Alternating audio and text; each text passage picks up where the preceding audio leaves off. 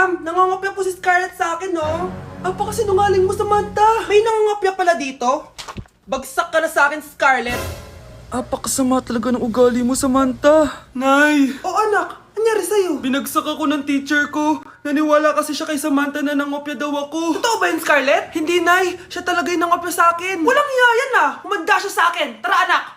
A few moments later. Ma'am, bakit niyo po kami pinatawag dito? Eh kasi yung anak mo, sinungaling. Siya naman talaga yung nangopya kay Scarlett eh. Hindi po totoo yan. Para malaman natin kung sino nagsasabi ng totoo sa inyong dalawa, mag-quiz na lang kayo ulit.